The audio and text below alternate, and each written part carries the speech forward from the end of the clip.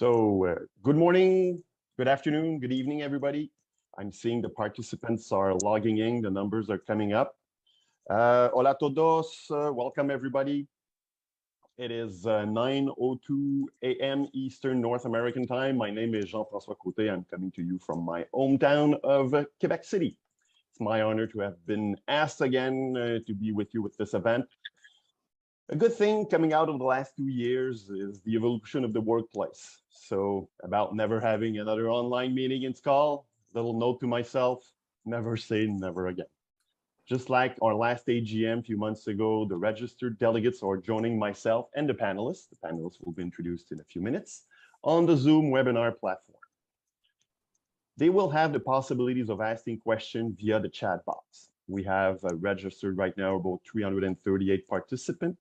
Sadly, some participants shared their exclusive links with other members, which was not supposed to happen. So we have a bit more participants that we're supposed to have. We will address that later.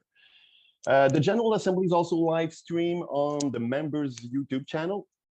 The connection was sent several times from the emails of SKAL International to all the membership in the last few weeks. Again, the link will be pasted in the chat box. So if any of the registered delegates want to share that YouTube link with any of their members, it will be easy to do this morning. Because we are live streamed through YouTube, members log in the stream will not be able to see the questions. So I will read the questions to the panelists each time we have one. The members on the YouTube can direct their questions to their voting delegates if they have any.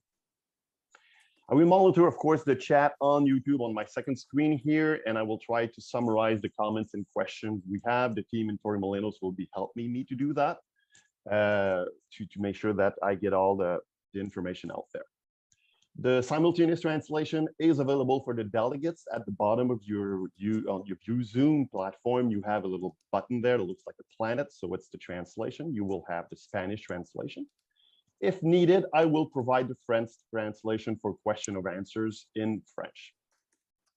There will be no voting today, so the voting procedure will be later and will be explained later during this event. It is now my great pleasure to start this meeting by introducing International President, Madame Berchin-Turcan. Great start. Thank you very much, Jean-François. Good morning, everyone.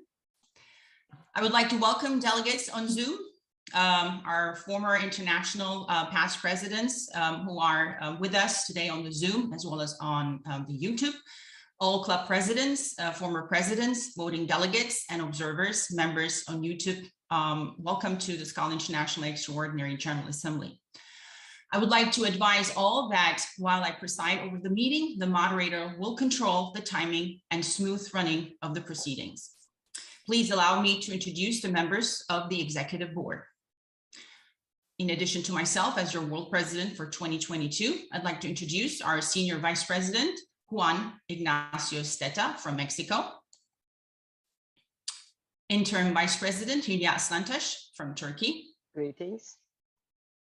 Directors Maria Ila Kaskinen from Finland, Aned Cardenas from Panama, and Denise Crafton from Australia.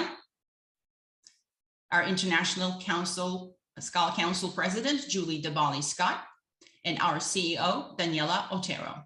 Great to phone in Spain, thank you. Now, officially, I would like to declare the Extraordinary General Assembly open, and I would like to ask Senior Auditor Rafael Milan to confirm the quorum. Yes, good morning, everyone.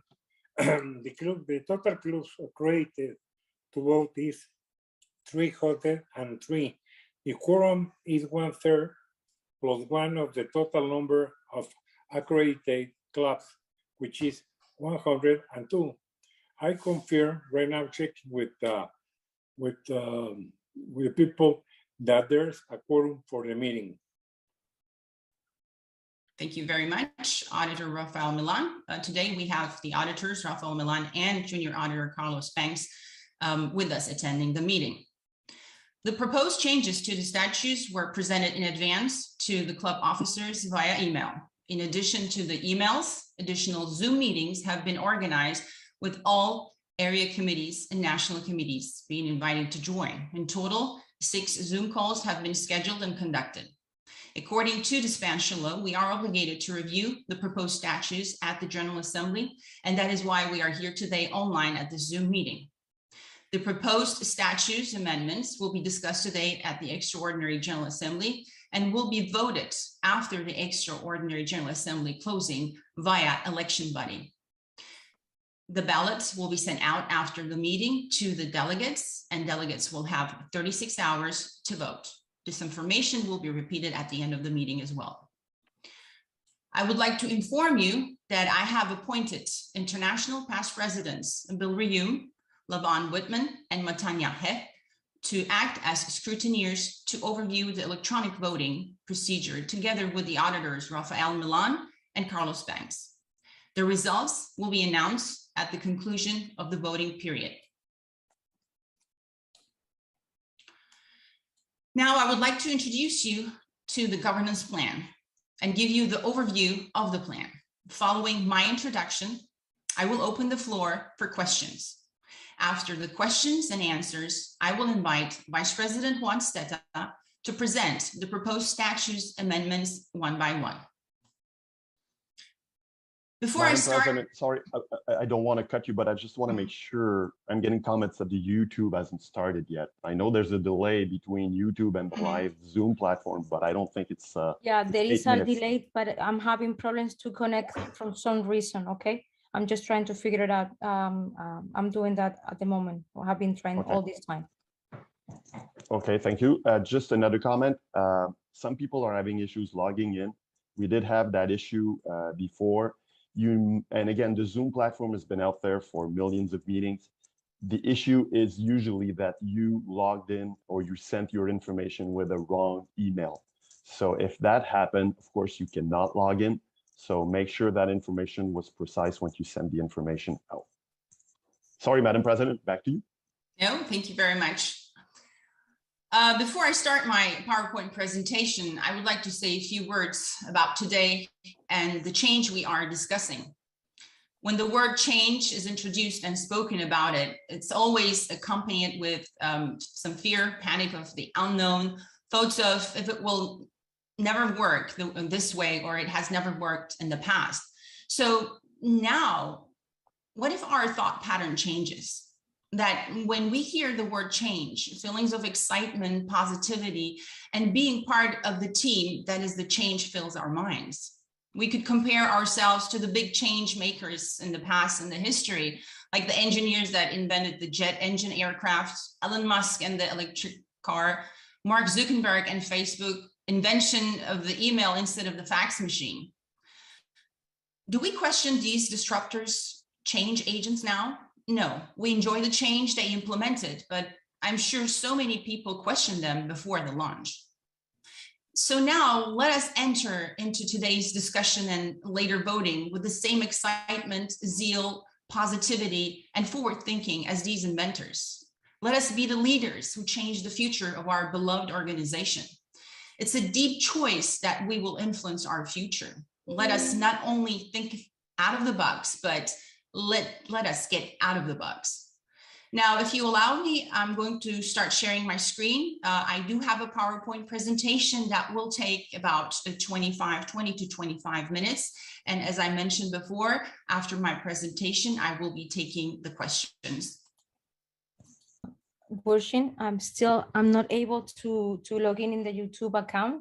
I can start sharing your PowerPoint presentation, but at the same time, I have to continue working on trying to connect to YouTube, okay? Yeah, I will be sharing my presentation, okay. So no worries about that. Yes, all right. Thank you, Sorry Esther. to interrupt you.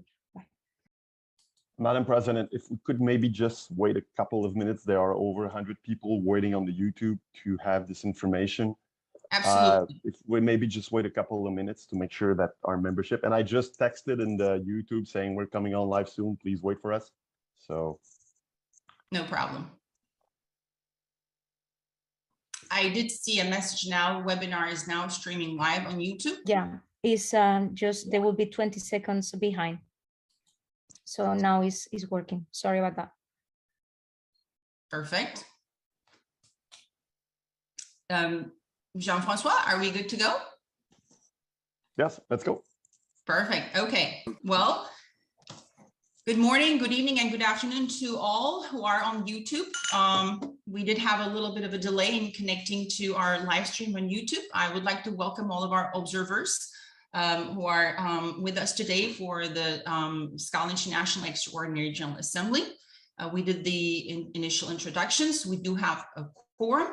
Now I will be giving the overview of the proposed governance plan presented by the Governance Committee and the Statutes Committee. Following my presentation, I will be opening the floor for questions and answers, and we will be trying to answer any questions that you have. So before I start my presentation, I would like to remind all of our colleagues who are today with us on the Zoom, who will, the delegates who will be submitting questions, comments, and all of our colleagues on the Zoom. I'd like to remind you on the SKAL International Statutes, Article 2, Vision, Mission, Objectives, Principles, and Structures, where SKAL principles are listed. There are two items that I would like to point out, and I would like to have everyone's attention on these two important principles that I would like everyone to adhere today when making any comments or asking questions.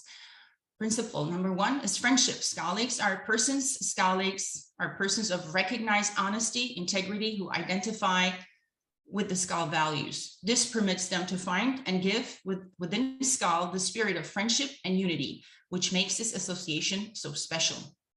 Number four, non-discriminatory. The association shall not allow any social, political, labor union, religious, race, sex, or age discrimination to be a part of SKAL club life. Questions that may endanger the spirit of friendship or unity, political, union, or religious questions should be carefully avoided. Now, we have been having the talk of change. I'm sorry to have to cut you again, Madam President. Esther, YouTube is still not going online. It's been more than 20 seconds. Are we good to go, or should we just break another little 30 seconds to let you put this online? It has been online. I have seen. I can see it on YouTube. I'm watching the two things over here and also on YouTube. YouTube is live. Yeah, it might be the case that some have a different, pace of live stream, connection. So they might be receiving the information a little bit delayed, more than 20 seconds, maybe. Could that be the case?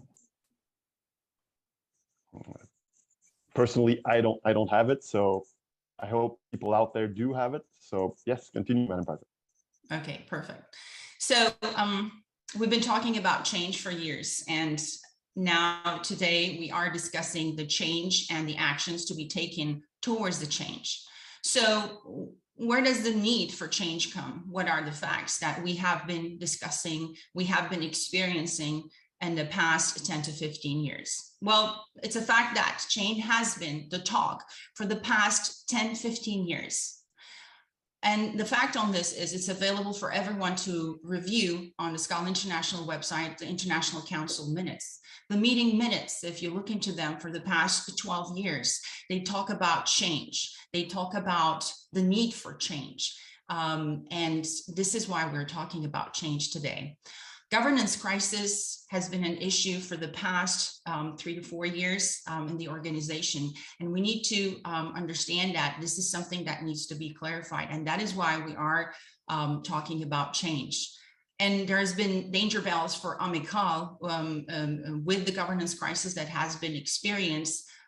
This has been surfacing within the organization. Lack of diversity and inclusiveness and fair representation at the top of the organization. Disruption and restructuring the travel and tourism industry after COVID. And decline trajectory in general membership for the past 15 years.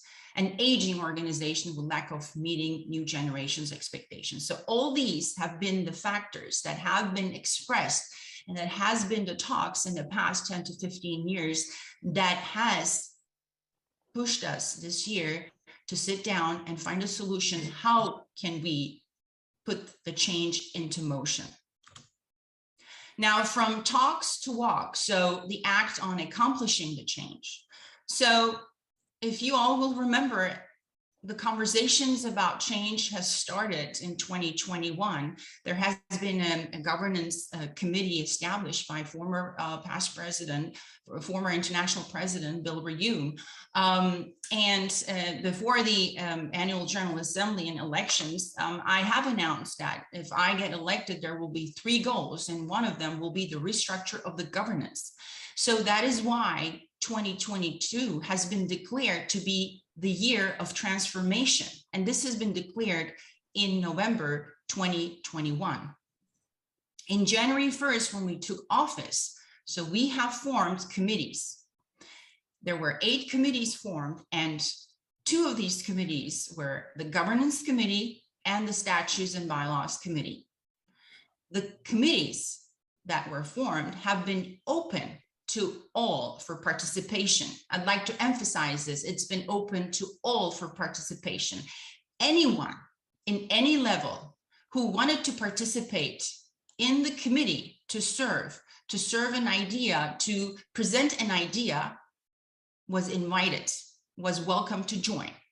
There were some members who were invited, decided not to join, but the call was out there for everyone. It was an open call. And this call remained until end of January.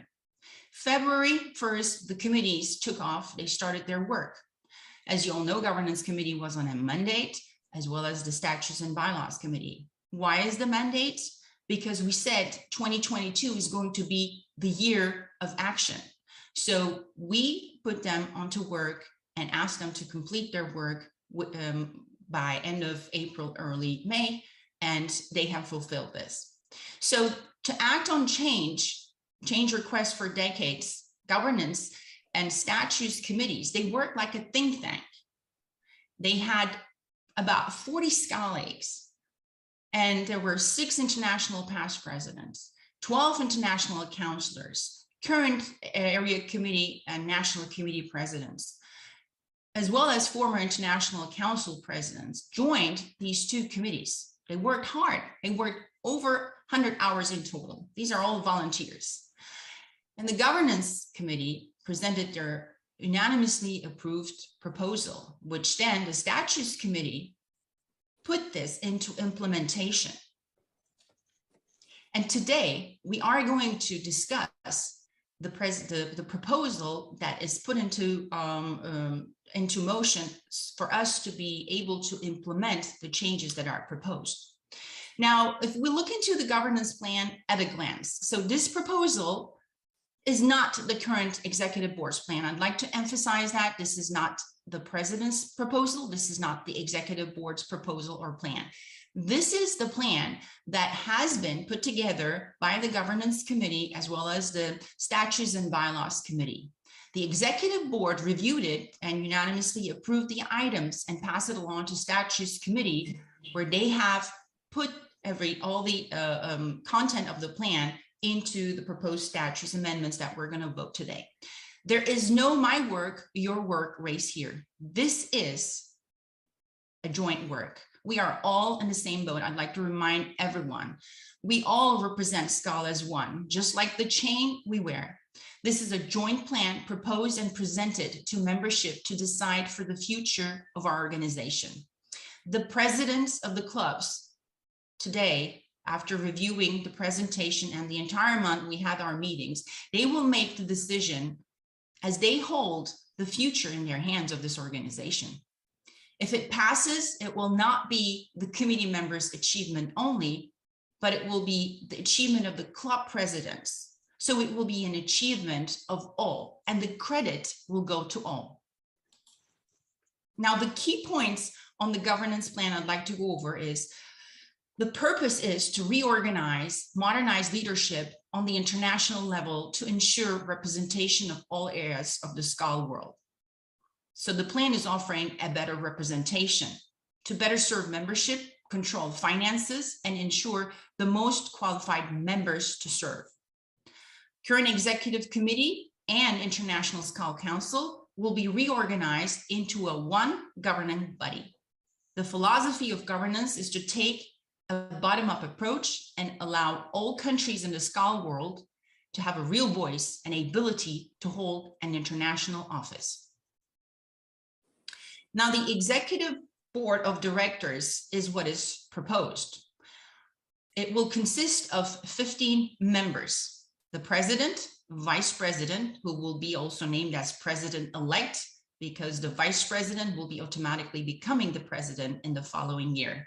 11 directors, where finance director is elected by executive committee board from the directors. Deputy vice president is the person with second highest votes in vice president election and will be one of the directors. Immediate past president and secretary general will be also members of the board, but they will have no votes. Details on each position will be explained by Vice President Juan Stetta under statutes amendments. This is the proposed organizational structure. If we want to see the big picture, how the new organizational structure will look. As you can see, the bottom-up structure is followed, and there is no change at the table for the clubs. The clubs will continue to operate as they are. National committees will continue to operate as they are. Area committees will continue to operate as they are. There are no changes proposed or imposed for any of the main structure of SKAL International. The proposal is for the governance, for the top leadership. So in between the area committees and the board, there will be also committees established. I will give a little bit more information about that in a few minutes. And they will be headed up by regional directors appointed by the executive, the chair of the committee, and they will be selected from each region to assist. So this will give a chance to identify future leaders. As you can see then, you know, the top structure will be the president, vice president, regional directors, and immediate past president and secretary general. Madam President, I'm sorry again. I'm getting the call, and we had to change the YouTube link. Now YouTube works, but it's a new link. So we can go ahead and just type. We can have Esther type the new link here, and everyone can share with their club representatives, observers who are watching the YouTube. Would that be a good idea, Jean-François? I just want to understand that all the participants logged in. So I've been pasting the new YouTube link, and actually SKAL International just did it in the chat box we have here amongst ourselves, participants and panelists. So you need to distribute that link to everybody around your countries and regions to make sure that they link into this new YouTube channel. So please do, because some members are still logging in the old link. So maybe just pause a couple of minutes, Madam President, so we make sure that, because people do really want to see your presentation. That's what I'm reading here. So right, yeah. If we could actually... and yeah, while we wait, just to advise everyone, you know, this presentation will be available, will be shared with everyone who is present here and the entire membership after today's meeting. That's what we're going to do.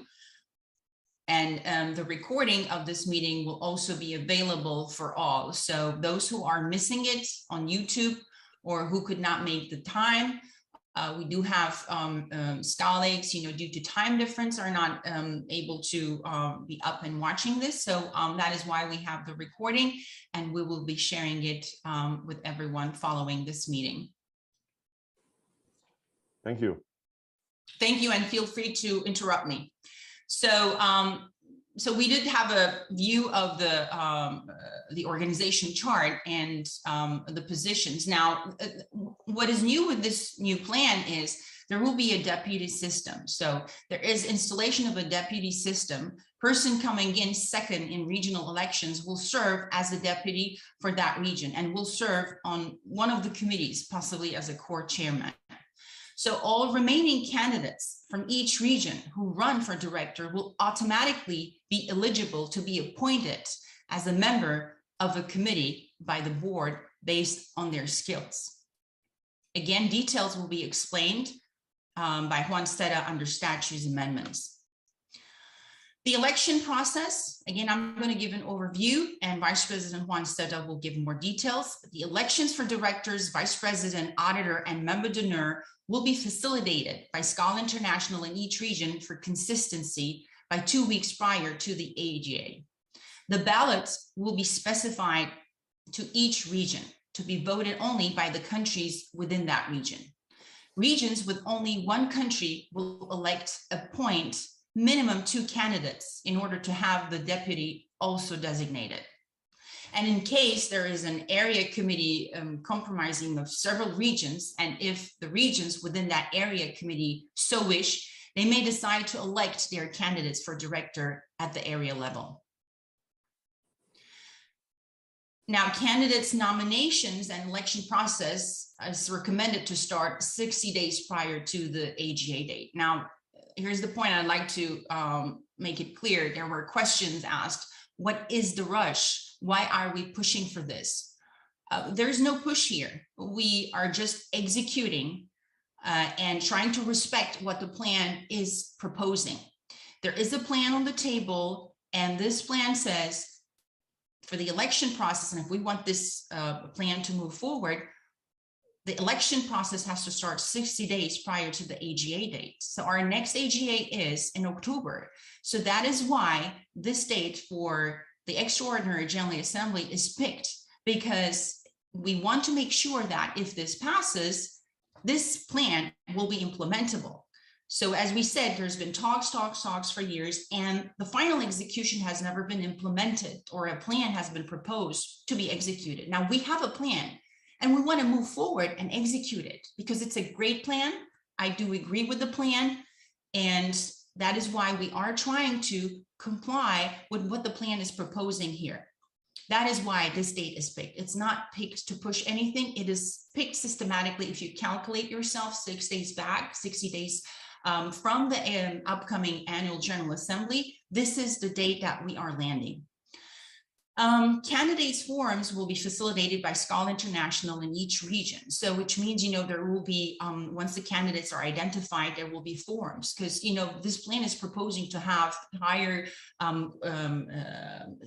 skilled leadership running for elections. So there will be, different specified criteria to run for the board of SKAL International, and this will be explained by Vice President Juan Steda. Elections will be held virtually using Election Buddy or similar, and voting will be held for a minimum 48 hours, latest 2 weeks prior to the World Congress. Every assigned delegate will cast his club's vote for director among candidates from his region only, and for vice president, auditor, and member d'honneur.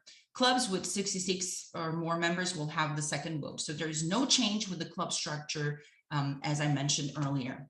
Election results will be announced during the AGA of the SKAL World Congress, and board will serve from January 1st through December 31st of each year. And vice president cannot represent a region that had a SKAL International president in the past 3 years.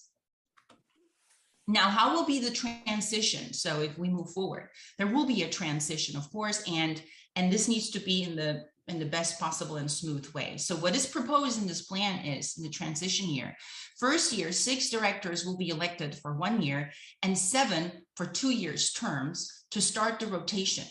4 of the 6 directors elected for 1 year will be currently elected directors and International SKAL Council President plus 2 additional. The Statutes and Bylaws Committee asked Canada and United States to volunteer to have their director to be the 2 regions to start the 1 term, and they accepted. Now, first election will allow for current duly elected executive committee members to retain board positions for 1 year for consistency. And then if they are still eligible with less than 4 years already served and wish to remain on the board, they will have to be nominated and run for election in their regions for 1 term only, except the person that is elected vice president, and they can extend for the year of their presidency. Annette Cardenas, Maria Ila Caskinan, Denise Crafton, who are our current directors, will be nominated for vice president position, and 1 will be elected by membership to assume that vice president position and thus become president in 2024. Now, therefore, in 2023, Senior Vice President Juan Steta will become president, representing Region 3, Annette Cardenas, Maria Ila Kaskinan, Dennis Crafton, and Julie Dabali-Scott will be continuing representing the regions that they belong to based on their country, which I will show the map in a few minutes. With Julie Dabali-Scott on Region 13 for Africa, as you know, she is International Council President, and the governance committee, she is elected by the International Council members, not the membership. So the governance committee recommended that President of ISC can be elevated to board as a director for 1 year from her region, but then must run to get elected for another term if she wishes to continue to serve. There has been some questions raised on that point because her not being elected by membership. This is a bylaw change, the regions, so this can be open for discussion and correction, and Vice President Juan Steta will explain further on this. Having the current elected executive committee members continue will give stability to the board during the transition period. Election of vice president after the first year, and this is still in the transition year, please keep in mind, board must recommend a minimum of 2 candidates to run for vice presidency from the board. All board members will be eligible to run for the position of vice president unless they are from the region of the current vice president and have served 2 years as director. Elections will be held virtually by SKAL International, giving membership a minimum of 48 hours to vote. Again, further details will be explained by Vice President Juan Steta under statutes amendments. Now, as I mentioned, there will be permanent official committees. As you know, we have started the committees this year and we had great excitement, great engagement by our members, but these were committees that were formed by the president and the executive committee. Now, this governance plan is proposing that these committees become permanent official committees. So this will actually be allowing higher representation and participation from the countries to officially work in these permanent committees. Chairs will be assigned to board members. Co-chairs will be those deputies who achieved the second highest vote in their regional election. So those who run for a director position and those who are in the deputy position, they will be co-chairs serving on these permanent official committees. So they will select committee members from regions around the world. And this will be really a great way to identify new leadership, because this is a way of including membership. It will increase the inclusivity of our members, where they will participate in these committees to serve based on their expertise. This is what we have been experiencing this year, and you all have been seeing the level, how the level of participation has been raised by our members and how satisfying the experience has been for those members who are working in these committees. They have been producing very productive projects, and we will be hearing from them in the second half of the year even more. But with this, plan, they are proposing that these committees become official and the members are officially a part of the 8 committees that are proposed that I'm going to explain. So it will also be a way. Now, there has been a discussion and question about, some of the countries mentioning, well, through International Council, we are achieving the presentation. Well, in the plan, there is only 14 seats, so we're not going to have a seat. So, how is going to be our representation? Well, please keep in mind the International Council has been a committee, an advisory committee. Well, when these official committees are launched, if the plan is accepted, it will allow higher representation from the countries. So let's say Africa has right now 4 representation in the International Council. Well, when these permanent committees are launched, they will have ×8 possibility of having representation working in these official committees. So, imagine the engagement, the level of excitement and the opportunities, you will be able to offer to your members. Now, also, let's talk about what committees they are proposing. It's the governance, including statutes and bylaws, finance, technology, digital transformation, public relations, communications and marketing, sponsorships and special projects, international expansion, membership retention, advocacy, and industry relationships. Other committees can be established at discretion of president and the board. So these are the permanent committees that are recommended to be there, but it will be under president's discretion to add additional committees as needed. Important point I want to mention with the new plan is that the internal auditors will be required. The auditors will be required to review finances and operations quarterly in real time. As you all know, right now, the audit is conducted for the past year, but with this plan, it is proposed that the auditors do a real-time auditing. And the auditors will be elected internationally by the membership. And further details on this will be provided by Juan Stetta under the statute amendments. Now, the meetings, the board will meet in person twice yearly maximum at the World Congress and at mid-year meeting. Well, the mid-year meeting, it is also mentioned that can be held virtually as well, depending on the budget.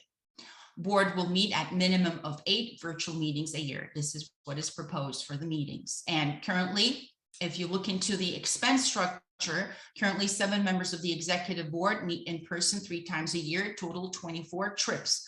International SKAL counselors meet in person twice a year for the midterm meeting and World Congress, which is usually 20 to 25 members. New board, 14 members traveling twice a year will be a total of 28 trips. So by combining the Executive Committee and International SKAL Council, eliminating the International SKAL Council travel cost as a separate body, this will save the clubs.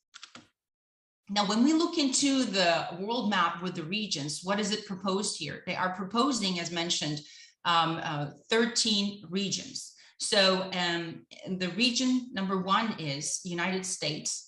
The region number 2 is Canada, Bahamas. Number 3 is Mexico. Number 4 is Argentina, Brazil, Colombia, Bolivia, Ecuador, Panama, Paraguay, Peru, Venezuela, Uruguay, Tres Fronteras. Region number 5, 6, and 7, they are under Europe. Europe has requested that they would like to appoint their directors. The board of the SKAL Europe should appoint the directors rather than these proposed regions pushing out their own leadership. And during our this was how it came to the executive board when the unanimously approved plan came from the governance committee.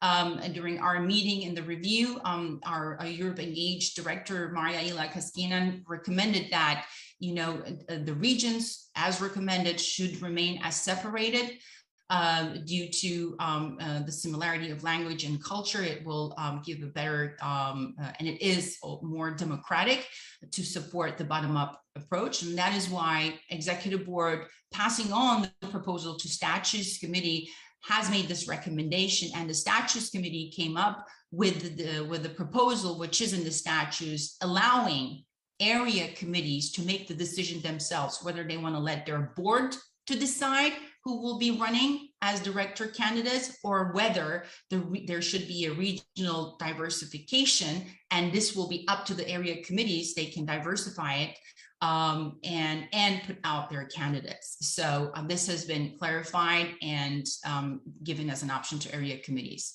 And then region number 8 is Turkey. Region number 9 is India. Region number 10 is Azerbaijan, Bahrain, Chinese Taipei, Israel, Hong Kong, Guam, Japan, South Korea, Macau, Nepal, Thailand, Singapore, Sri Lanka.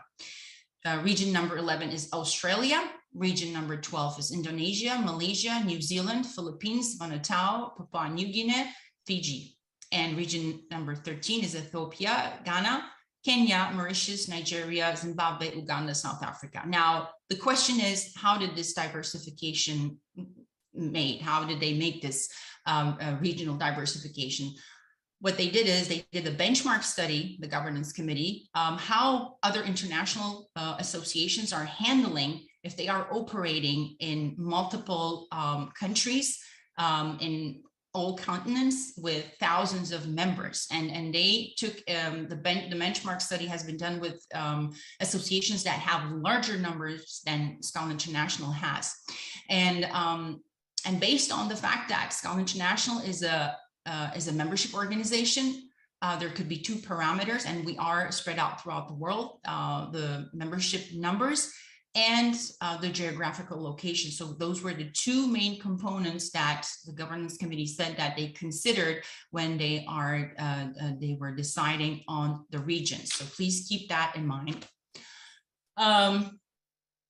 Yes, as I mentioned, the regions were selected by a geographical area, number of members, pre and post-pandemic, similarities in languages, and clubs showing consistent growth, and rule of thumb, 600 to 650 members per region.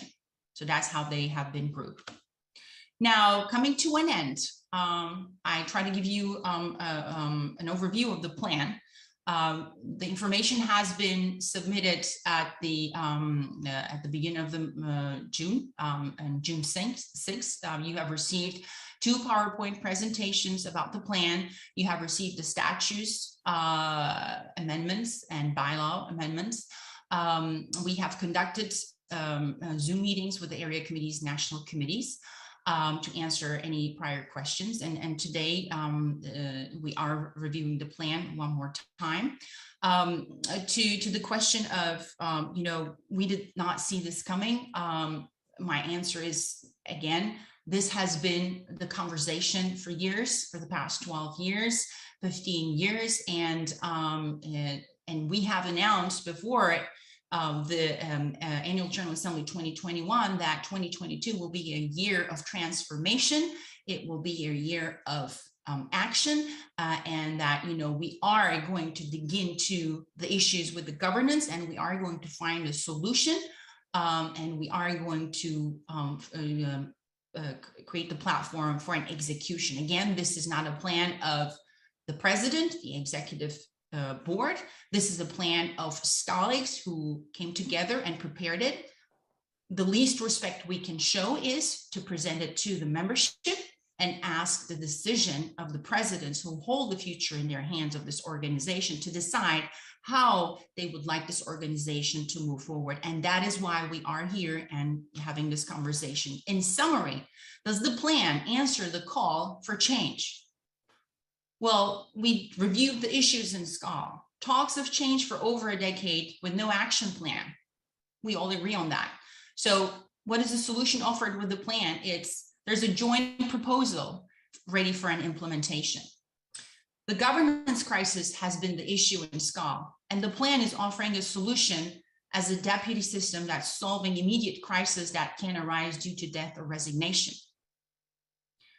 Danger bells for SKAL. That has been the issue that we've been seeing in the past several years. And the major reason for this has been expressed that during the election times where countries become polarized with vote negotiations. This is a fact. We need to put this out.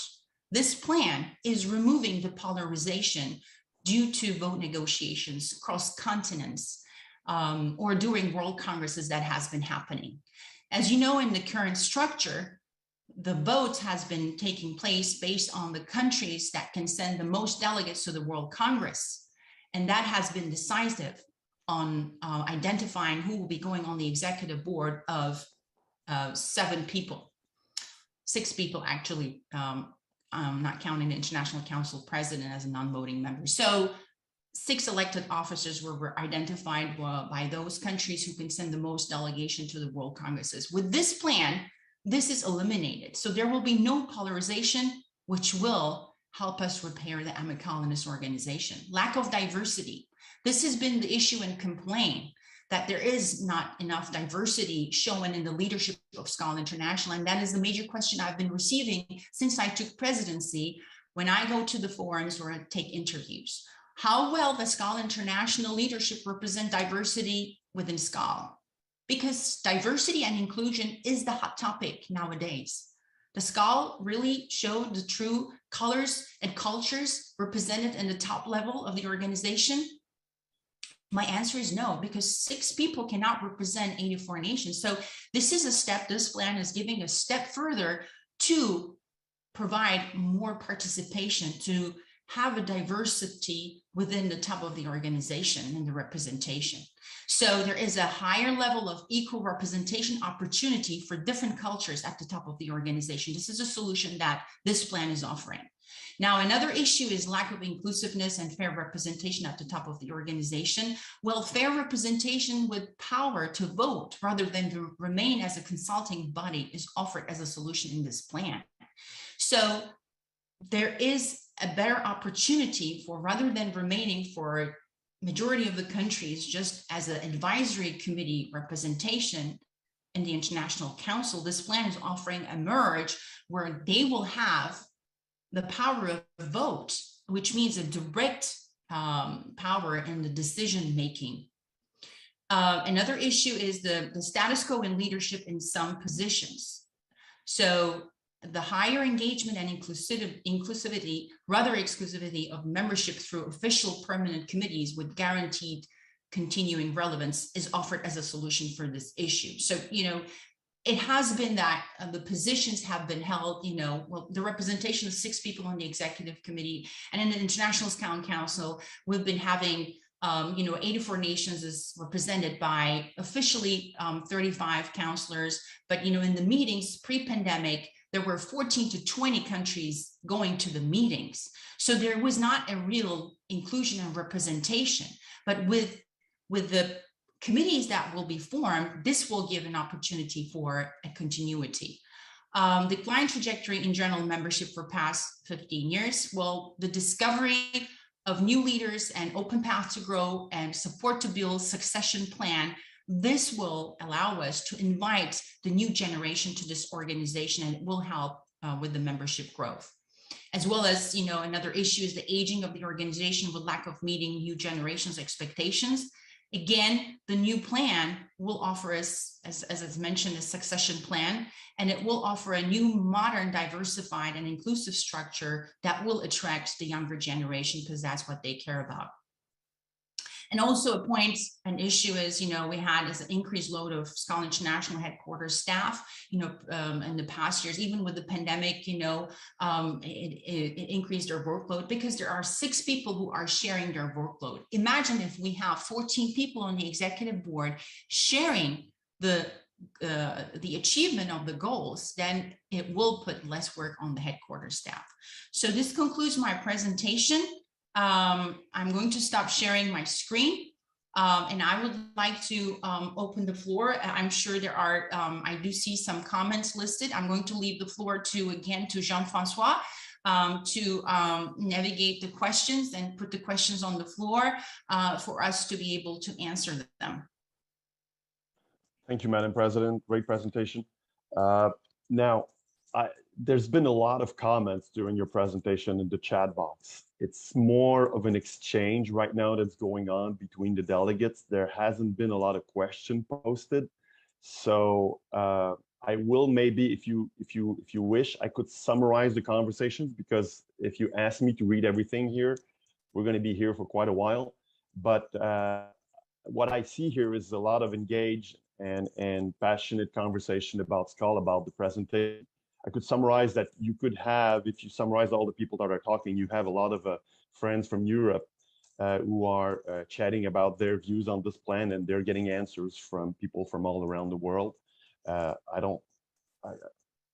it's pretty much what we have here. I would have the delegates, if you wish, maybe not comment too much on somebody else's mentioning hello, hi, hello from somewhere in the world, because that makes the scroll go really, really fast, and I'm having issues following all you guys. I'm getting a lot of comments as well on the YouTube. On the YouTube, the feeling is really positive. If you look to summarize of the comments we have there. Andrew, yes, thank you for saying your kind words to the people of Japan for the assassination of Shinzo Abe. Great call. From now, if you have some comments you want us to actually, or questions you have for the panelists, I would appreciate if you would chat them in the chat box. Those of you who made some comments before, if you want me to address them, if you want me to read them, please make them now, so I will read them. And of course, the people on YouTube will have the chance of hearing your thoughts. So starting now, if all the people that have exchanged, you want to summarize your points and post them now, I will read them. So I'm still getting some comments on the quality of the presentation, on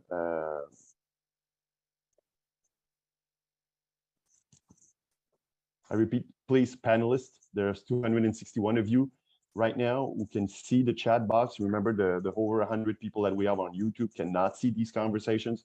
So if you have a point you want to make and me read it, please do it now. I will not go back in the tens and tens of comments there are, and I will not read them all because they're all part of a conversation. Please, if you have something you want me to read, please post it now. A question to the panelist or a comment. Okay, let's give it. So Martin from Salzburg, kindly explain the democratic approach of how 40% of the global members Europe will be represented. Kindly explain the democratic approach, how 40% in Europe will be represented. Well, if we go back to the map, let's go here. Let me put that screen here. Madam President, while you go to the map, let me make a comment.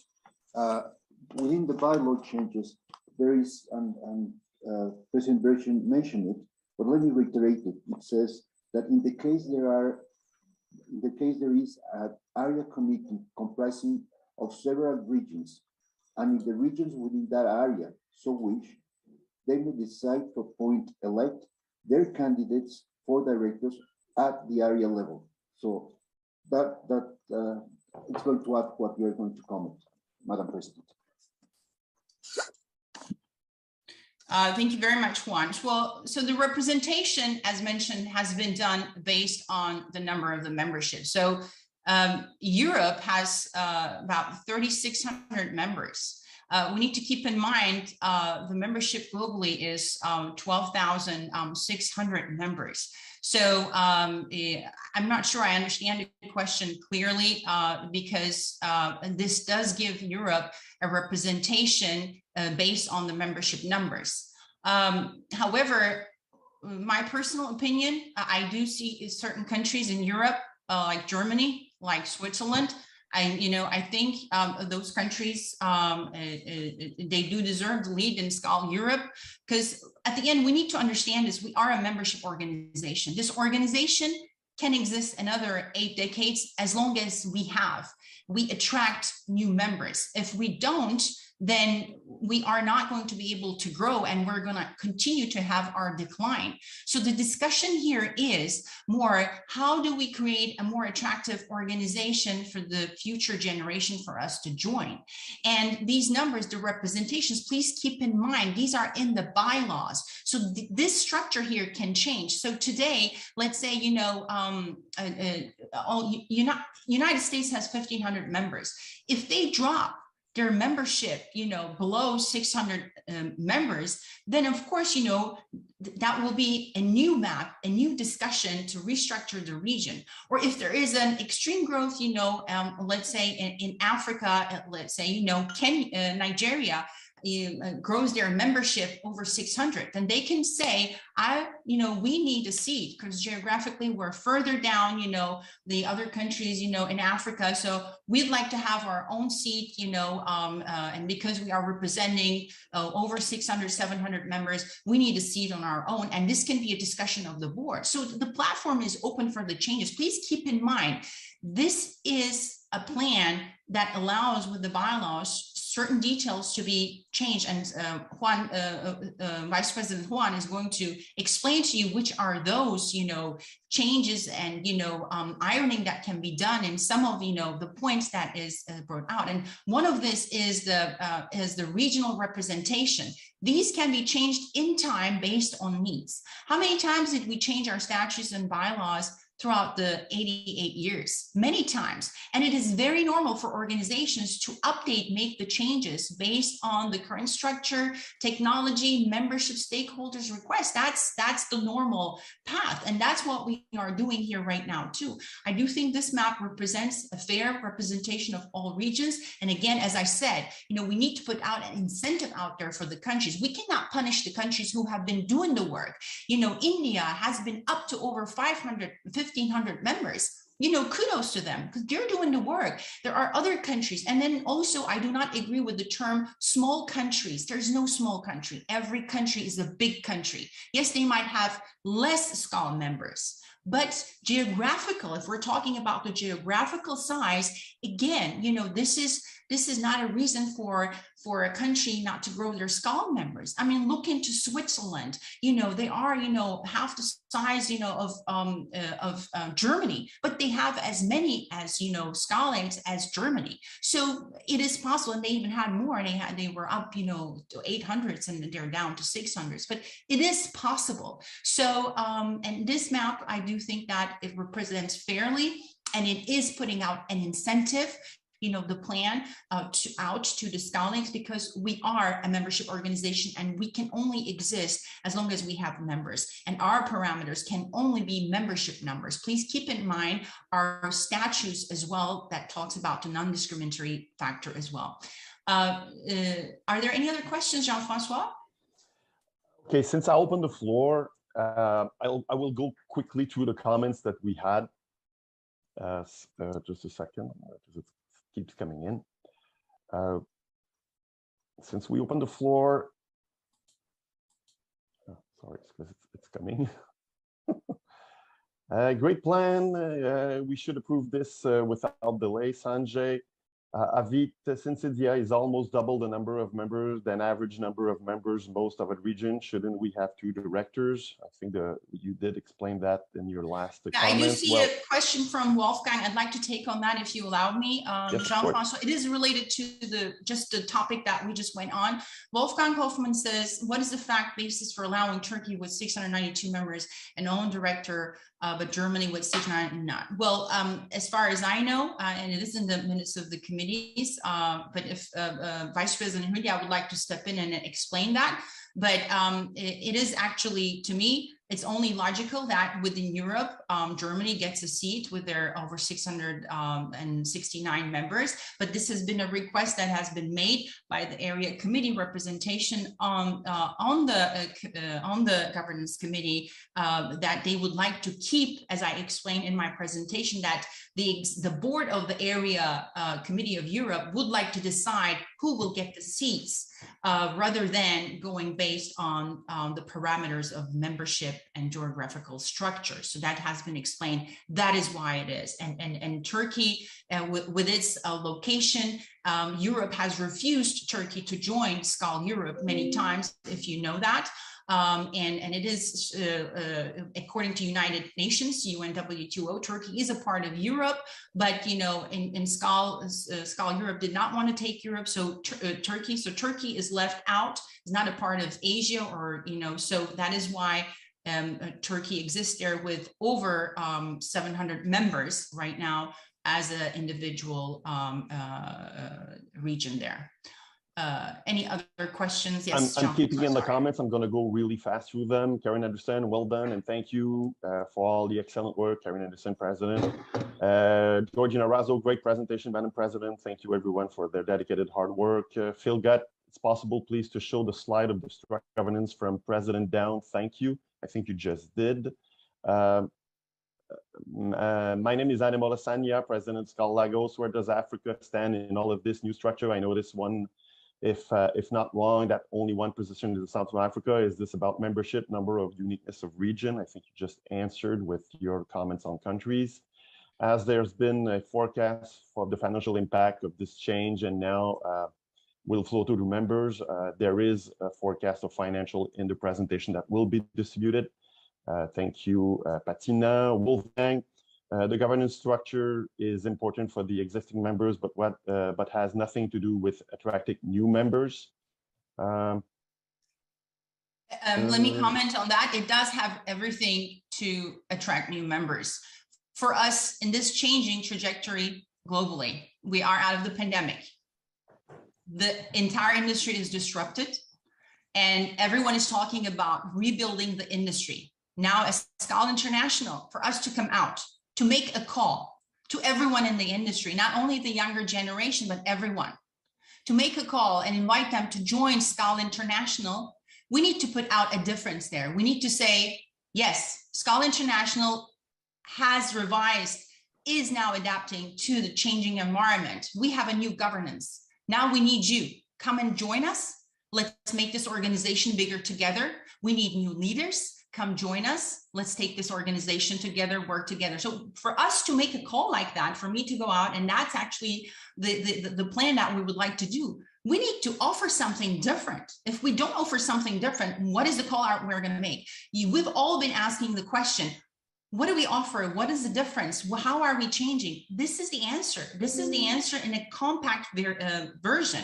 It is actually, it's a version that is also adding, you know, the committees that created this year, you know, what an excitement it created, feeling included, how it excited our members, how they went out and started to recruit more members, how they now have a content and holding conversations with the people in the industry, talking about, you know, this the sustainability projects that the committees are doing, the training and education committee, you know, the PR and visibility we're, you know, working on. So this is all giving us a content for us to go out and recruit members. And this plan is proposing this to be permanent.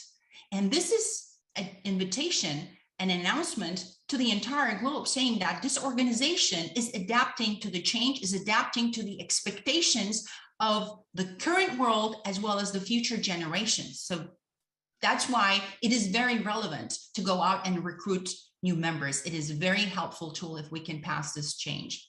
Thank you, Jean-François.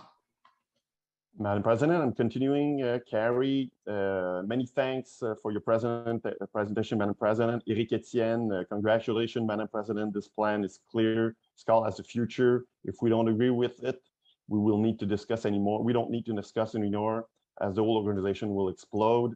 Sergio, I'm sorry, Sergio, your comment is in Spanish. I'm going to be passed on this one. Sanjay, new member, are always done at club levels. And this is where the change in governance is not applicable to clubs. Franz, FETER, co-chair, governance committee. What is the membership in the smallest region and the biggest? Do they equal somehow? Anurag Gupta, thank you, Madam President, for acknowledging India. Charles Fabian, thank you for your recognizing India, Madam President. Francisco Cuevas, great proposal and congratulations, SKAL from 665 Manzio Camina. Peter, sorry, I'm just Peter Jarokai from Hungary. We fully respect the hard work of the governance committee over several agree that there are not been enough time and change given to clubs, to members to discuss this and that. Holly Powers, SKAL USA, new governance plans provides more leaders and committees to do the work to grow the organization. Wolfgang, what is the fact basis for allowing Turkey? Okay, that answer, Madam President, just answered that. Carlos, excellent, Madam President. Bert, well done and agree 100%. Congrats, Carlos from Peru. Jorge, sorry, Jorge, you're gonna have to put that in for French. François Lang, do we need area committees? That's a question. Monique Daram, appreciate President SKAL Burchin mentioning India for growth and membership, even during COVID times. François Lang congratulating India on their job. Yorzad Acosta, area, 5 countries with less than 15 members. Their minimum is not 15. By the way, younger members are welcome independent of their age. One big club is better than two small with the name of Young SKAL. Hubert, I'm just going to put your name here. Thanks for recognizing Germany, Madam President. Avit Chaturvedi, please don't gloss over my question. Don't. Sorry. I'm not sure what that means. Good observation, SKAL Wolfgang Hoffman. I agree with you. Monique Daram. Pedro, we agree, Madam President. We are agree, Madam President. We need a new SKAL. Congratulations, SKAL Mexico. Nicole Martin in France. Paris 84, Provence 34, and Côte d'Azur 205. I'm not sure what your question is, Nicole. Yes, I believe we definitely need to attract new younger members, and therefore we need to change our image and structure.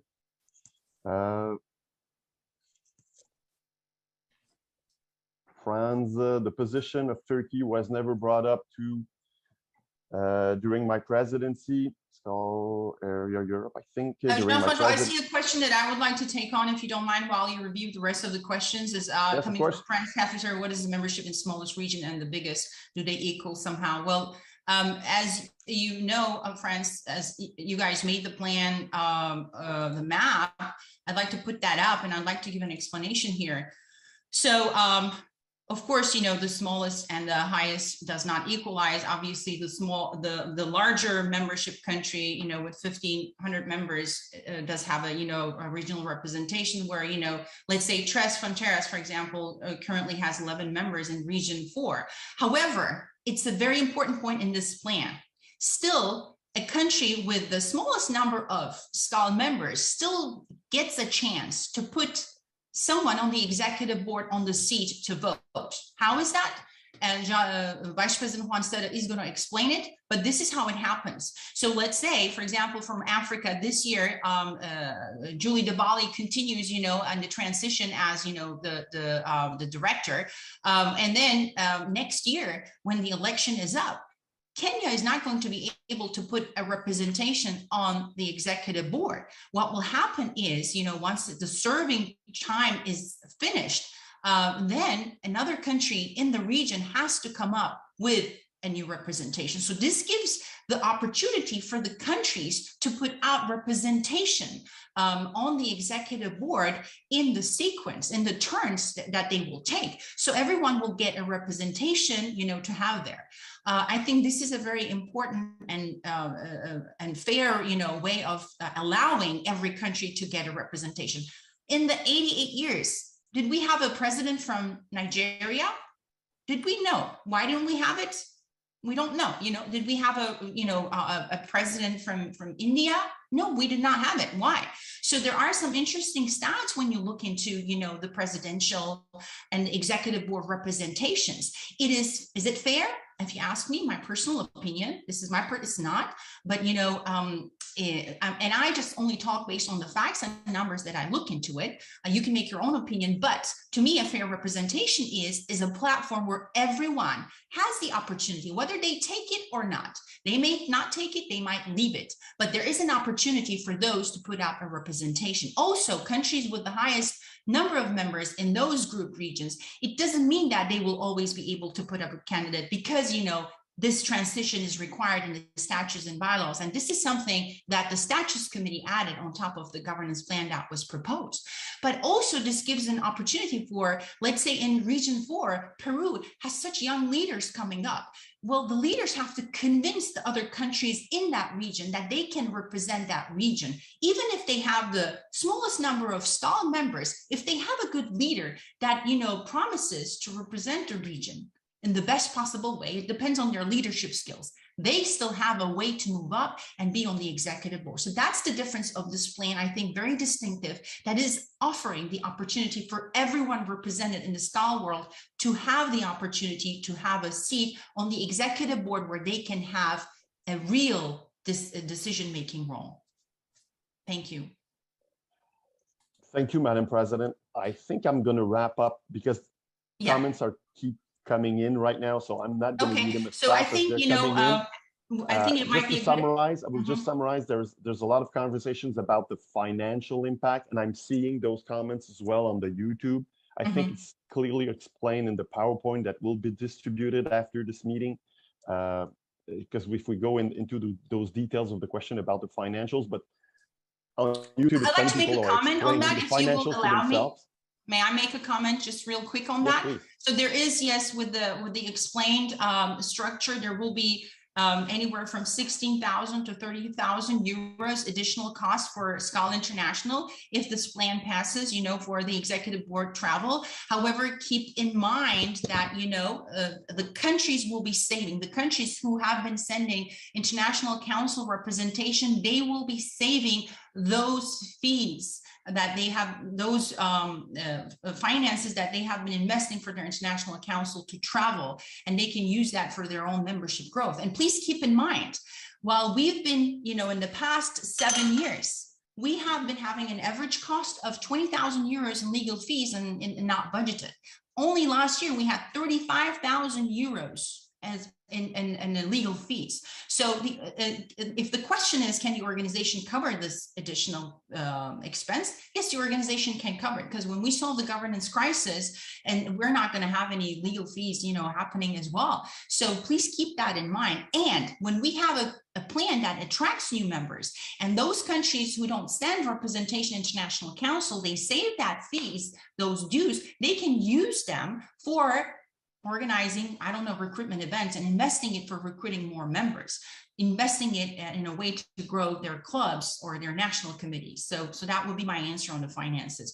Now, if you will allow me, Jean-François, if there is no other specific question, the comments are there and everyone can read them here. I know you were reading them for the YouTube observers, but if it is okay, I would like to now proceed, giving the floor to Vice President Juan Stetta, so he can now talk about the technical portion of, how will this plan look like on the statutes and how it is proposed to be implemented. So I'd like to invite Juan Stetta on the floor. Is there anything else, Jean-François, specific questions?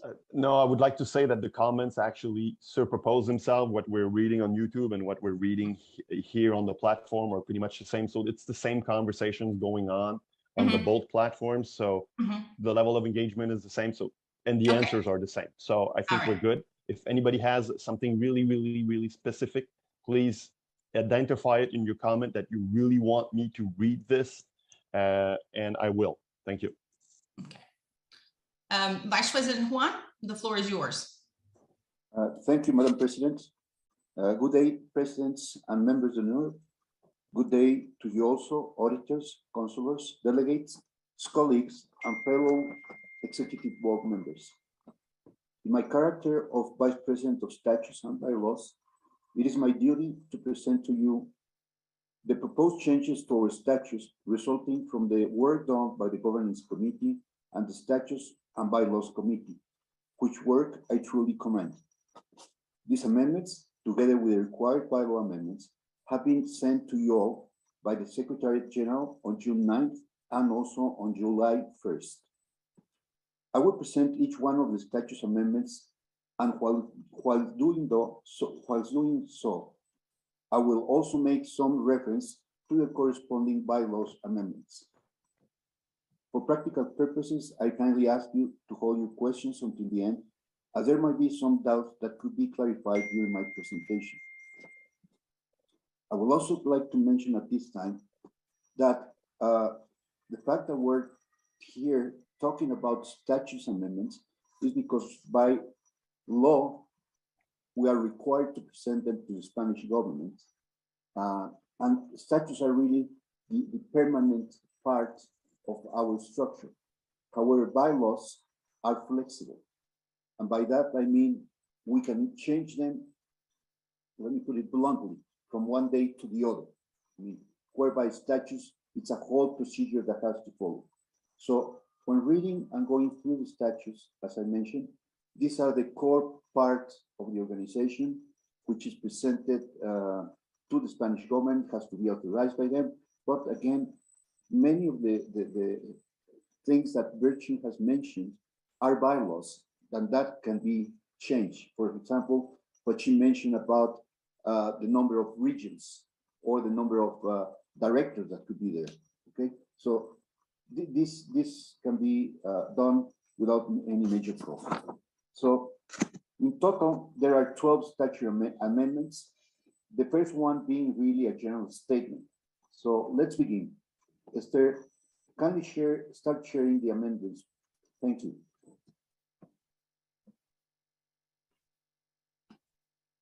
Okay, as I mentioned a moment ago, this first one is a general comment, and following what President Berchin mentioned, the whole idea is to reorganize, modernize the leadership on the international level to ensure representation for all regions in the SKAL world. It's important to mention that clubs, national and area committees are not affected by this reorganization, and that in the statutes, as well as in the bylaws, any reference made to the executive committee should be considered to be the executive board. Any reference made to the CEO or to the chief operating officer should be considered to be the general secretariat. And any reference to the ISC president, the ISC councillors, or the councillors should be removed due to this new elevated structure where we're merging the international consular with the executive committee to create an executive board. I think that at the end, I will kindly ask President Berchin and also to comment on the change between the chief operating officer title to the name of Secretary General, as we had in the past for, I don't know, 70 years.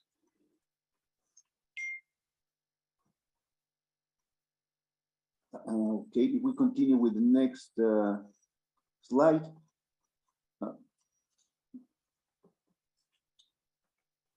Okay, here we're talking, well, it's really Article 2 regarding vision, mission, objectives, principles, and structure. If we go to Section 3, obviously, as we have mentioned, the reference to the International Council is being removed.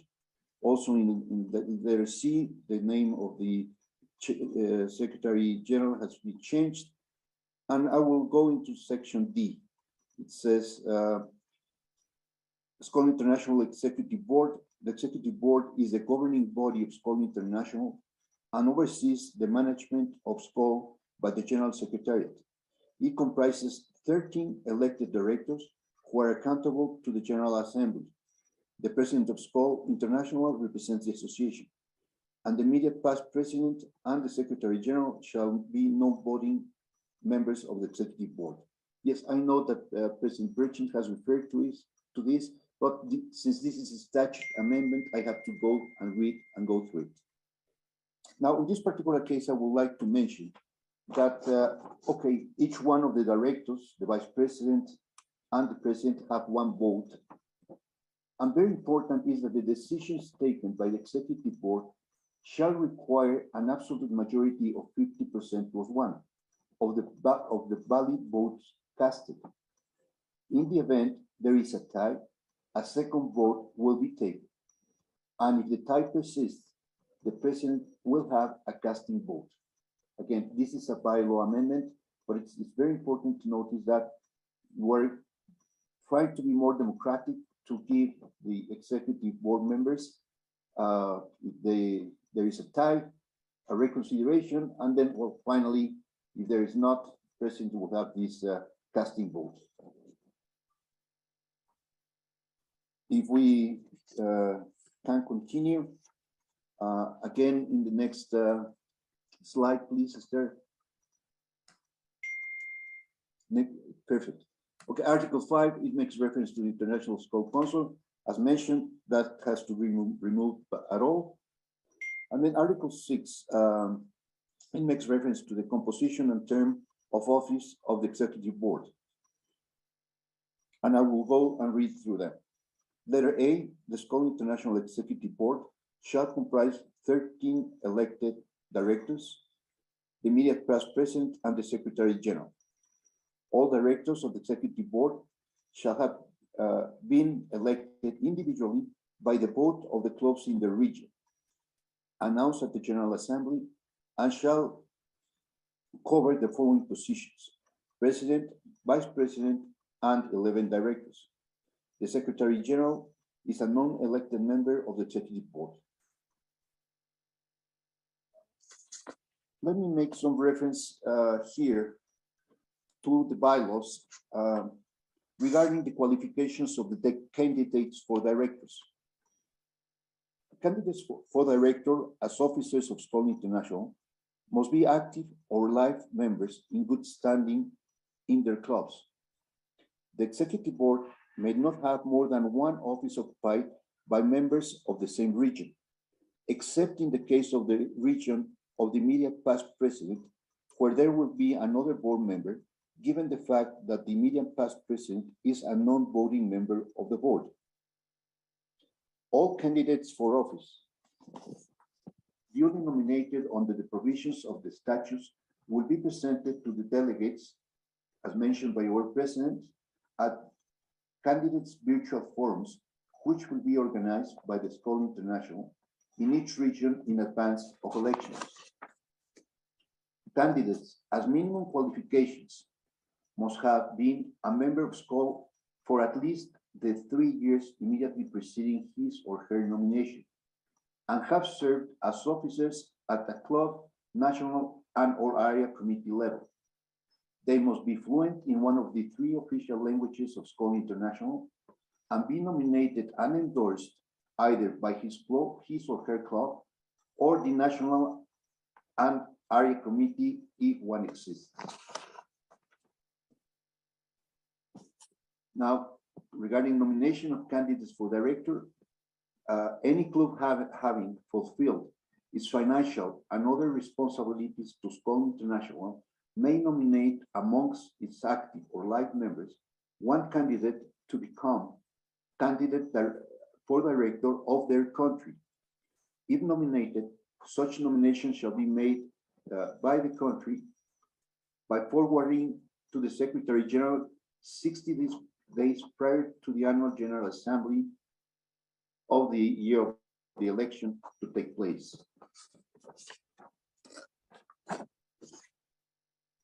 The candidates for elections for directors will come from the countries in each of the 13 regions.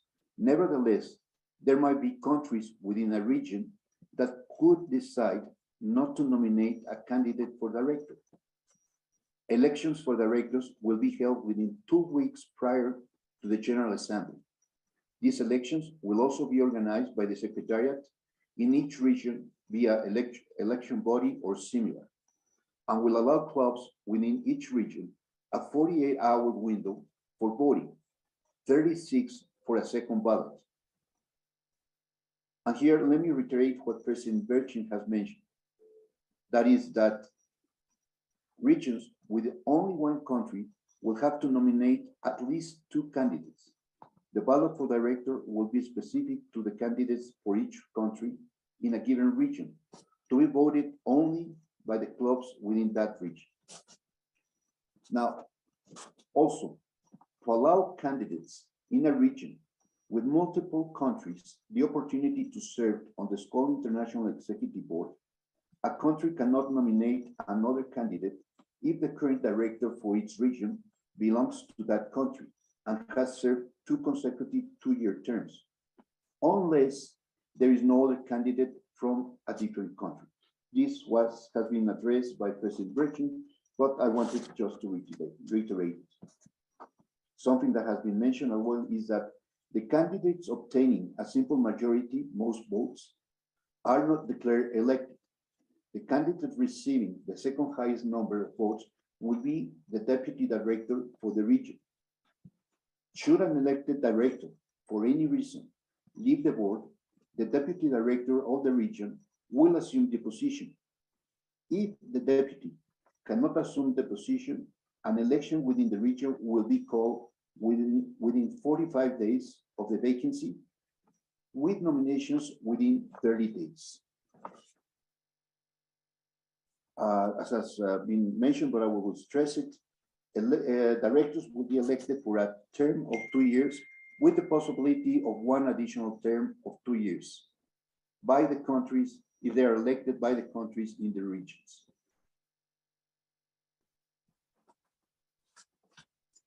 Okay, and I'll go to letter B in the bottom part of the screen that says the maximum term of office for a member of the SKAL International Executive Board shall be 4 years, as mentioned, unless elected to vice president and subsequently assuming the presidency.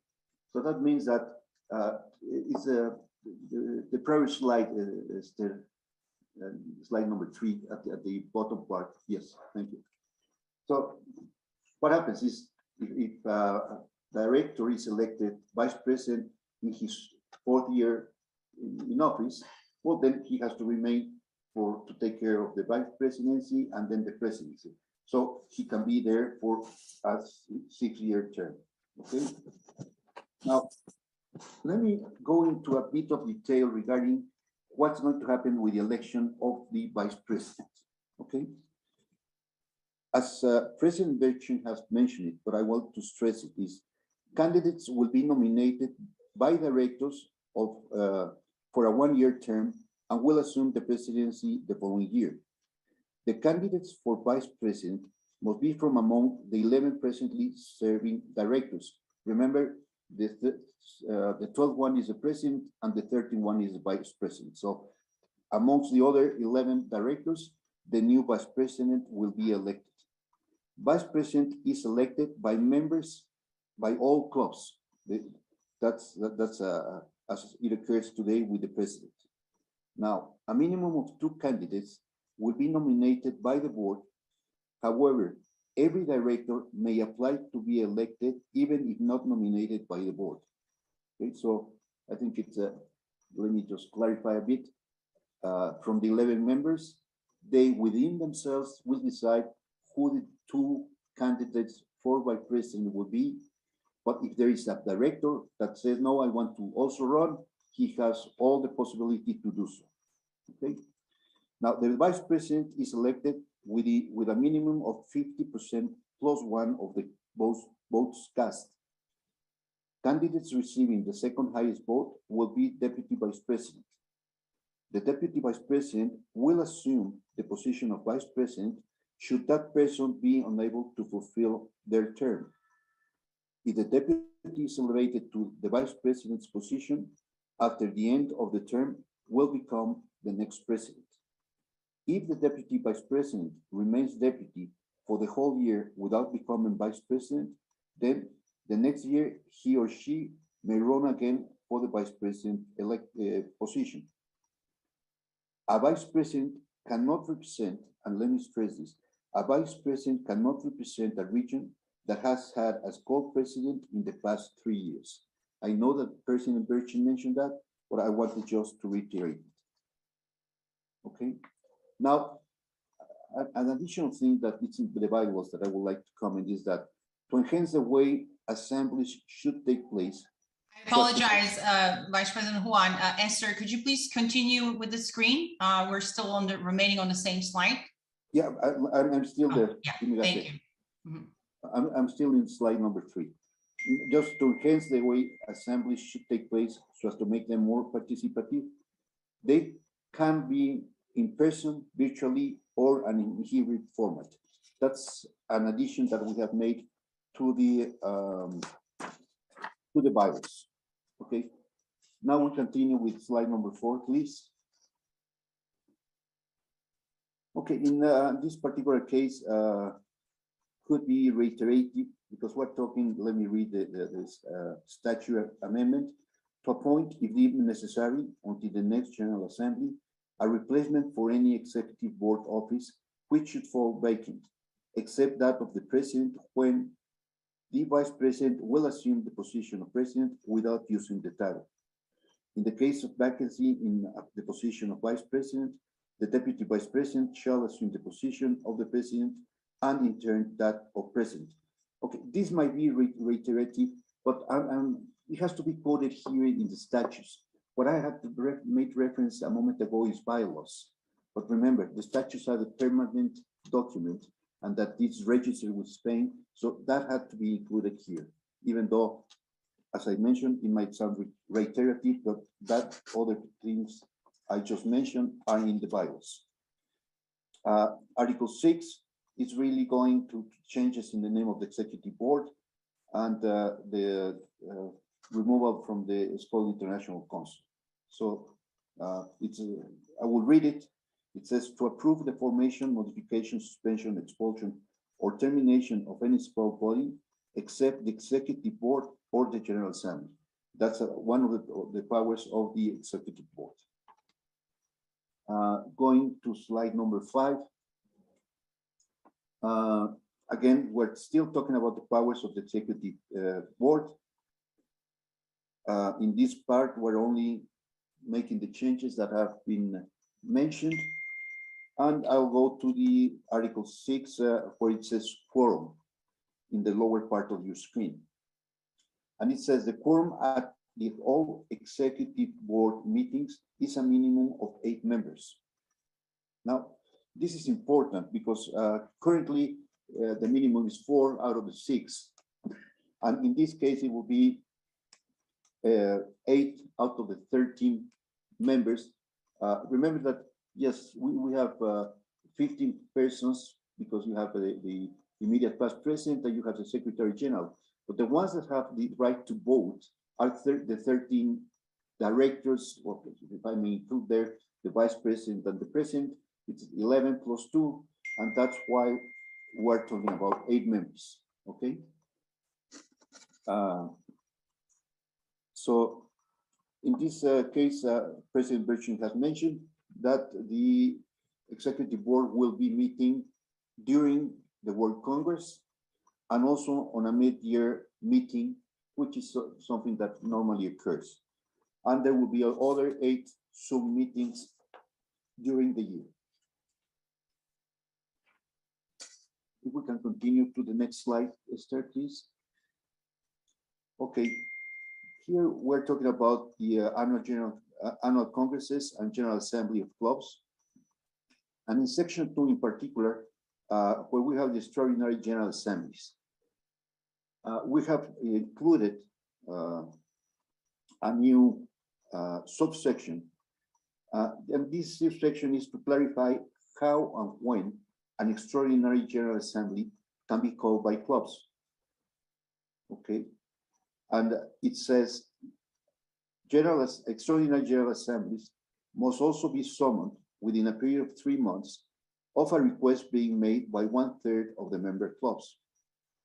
The request for this extraordinary general meeting must be made by 1/3 of the members within 45 days of the first such request having been received by the Secretariat. The time period of 3 months will begin once it is certified that 1/3 of the member clubs have made such a request. Okay. What we're doing here is just to put a time frame. If the clubs wants to have a General Assembly, well, that's what nowadays occurs, but it's just an open situation where we don't know when it's going to end, how many months we have to give, or how many weeks, or how many days. We have to wait until the extraordinary General Assembly can be called. Next slide, Esther. Thank you. Okay, here we're talking about the finance and auditors. And let's just go to the lower part of this amendment, where it says the senior auditor will be responsible to confirm and ratify that a quorum has been reached. That's during the assemblies, which Rafael Millan has done. And it also says that internal auditors and the deputy auditor cannot hold any other office in the SKAL International at a level. In the past, it was just the internal auditors, but here it had been agreed and suggested that also the deputy auditor should not hold office at the other SKAL level. And let me stop a bit here just to comment about the auditors. Let me go to the nomination and election of internal SKAL auditors. Nomination for the auditor must be made by the member clubs and endorsed either by the national or area committee in writing to the General Secretariat not later than 60 days of the date of the General Assembly. The nomination shall be accompanied by a full professional and SKAL curriculum vitae which should include details of previous accounting experience. The names of the candidates nominated will be advised to the Executive Board and member clubs, as well as to the national and area committees by the General Secretariat. In terms of the elections, 2 internal auditors and 1 deputy auditor shall be elected on the same time and in the same ballot as those for directors, vice president, and members de NUR. The internal auditors will be elected to 2-year terms in alternative years, and the deputy shall be elected to a 1-year term only. And this is because if the next year, if the deputy auditor wants to run for auditor, he will have the chance to do so by being only 1 year. Now, there is, as a result of this new structure, new governance, there has to be also a new article, which is a transition article in the bylaws. And it says, internal auditors starting 2023 are required to review the finances and operations of SKAL International quarterly in real time. Hence, they will also be required to complete and present to the 2023 Annual General Assembly the results of their 2022 audit. I know the present version already mentioned that audits will take place in real time now in the future, but I have to clarify that next year's auditors will have a double job because they will have to review the finances and the operation for 2023, but also for this year. So that's a transition article. In the last part, it says statute amendments. And I will just, it's a change, it's only clubs, national and area committee, and the executive board can propose amendments to the statutes. We're just going back to this merger between the ISC and the executive committee to form the executive board. Okay, and the last slide, please. Again, these are the normal changes. We're merging the International Council. We're changing the name of the executive committee to executive board. So that will be the last amendment. And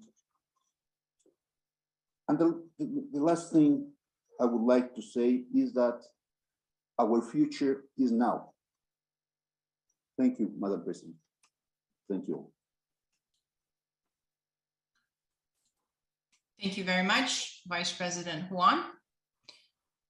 At this time, there has been some questions posted in the chat box. Jean-Francois, can we have the questions that have been posted that are addressed to Vice President Juan Ceta and the points that he has presented, please? Actually, Madam President, there was a lot of conversation on explaining some of the comments Vice President was making. There are some citations of some different approaches. Quite a lot, actually. People are very passionate and commenting a lot. So I will start by the one I've noted that actually make maybe for a response. So Wolfgang, all directors shall be elected by clubs in their region, all directors. And he's asking not only regional directors. So that is maybe something that needs to be explained. Let me clarify that. And I think that Julia Lantas as liaison between the executive committee and the governance committee can also assist me in this. But what occurs is that a region will elect its director because they know the person. I mean, it is not that opening up to the whole world. We're saying, okay, the region will select its director from the people they know and the people that are within their region or country. Okay, Julia. Yes, if I may add to that one, thank you. That is a fundamental change in this plan that I think is very important, because so far we have been electing directors on the worldwide level without really knowing them. And when we are talking about being democratic, about being bottom-up representation, we thought at the governance committee, this was unanimously also agreed, that only the clubs in that country or in that region know their best leaders. So they should choose their prominent best leaders and send it to the executive. This way we have, these people are identified in their regions much better. And I think this is one of the great positive points of this plan. Yeah. So there's every a comment region should added choose, to yeah. that. Wolfgang says, but we have 2 sets of directors, regional ones and worldwide. No, we don't have 2 sets of directors, Wolfgang. Please look back onto the PowerPoint, the organizational chart, which you will have. There is only regional directors at the table sitting together at the executive board. There is no regional or worldwide ones, no 2 sets. There's only 1 set. And there was a question that was addressed by Susanna Sari, former international president, in regards to the change of the general secretary, CEO to general secretary. I think you already expressed that, Juan. Is there any other comments you'd like to make on that? I didn't make any comment. I left it to the end. I don't know if you want to go through it or Julia. Well, CEO is a title that was introduced some 4 or 5 years ago, but it was introduced with different conditions. It was introduced to have a professional leader, a professional person at the secretariat to look after sponsorships and to grow membership. But then when we have given to this person more the administrative issues, then obviously we are now using the CEO as a secretary general. And not only that, also when we are looking to the other world organizations like United Nations, the World Travel Organization, etc., they all have a secretary general. So, and CEO sounds more in a professional company, in a private company have CEOs. So it was, again, it was decided that the secretary general would fit better in that context. Yeah, I think that's also what she's doing. Mm-hmm. And that's also a recommendation that we had from the outside consultant firm that was hired to assist the governance committee. Grant Thornton. May I, Mr. President? Yeah, Daniela has a comment as well, our CEO. Daniela, yes, please. Mm-hmm. Thank you, Mr. President. First of all, greeting to all from Spain. Thank you. I would like to make it clear that I have not been consulted either by the contracted consultant firm or by the governance committee on this issue. And the second thing is I have expressed on several occasions that the current position without a vote and with almost not decision-making power is not that of a CEO. But this does not mean that I recommend it going back to the situation of having a general secretary. This is my comment. Thank you, Mr. President. Thank you very much, Daniela. Yes, this has been brought up actually in our initial conversation in Little Rock at the meeting where you did express that you do not feel that you have the full power, that you should be assigned additional power, on the executive board, that you function like a general secretariat and that your title should be changed to general secretariat. And at that point, we said that we need to have a separate discussion. The CEO is a paid position, is a staff of SKAL International. So the deciding body of anything in the structure, the statutes belongs to the executive committee and the membership. So that is why the governance committee probably did not ask for your opinion, considering it as a paid position. And in the organizations, of course, as we always say, every 10 years, 20 years, organizations look back, they do make a decision, move on with the decision, and then they look into the return of investment of that decision that has been made and the changes in the industry, changes in the technology, changes in expectations and feedback they get from their stakeholders. So as SKAL International, we're doing the same thing. And this is what the governance committee has done too. So it is a very normal process. Changes can happen. A decision can be made 7 years ago, 10 years ago, and then we can retract and, move on with a different decision. It is very normal. And this is a democratic organization. All these discussions are very normal and healthy. Now, moving forward. Sorry, Burçin, can I add one more thing? Because in the comments, something is very disturbing, I find, and I think it needs to be addressed. We have a person, Santimo Gavera. Unfortunately, I don't know him personally, but he keeps on writing that there's no reason to put questions. Everything is fixed in a dictatorial way and using power to give gifts to friends. I mean, in this plan, is there anything like that? I mean, people have to understand that there's no such thing. On the contrary, it is being spread. Instead of now 6 persons deciding it's all regions and everything, I'm not going to go over. And moreover, our dear friend Tito, with whom we work together at the governance committee, he says president decides everything. Well, today also president decides everything symbolically, but like in the committee that we work so far, president didn't make a single decision without having the consent of the board.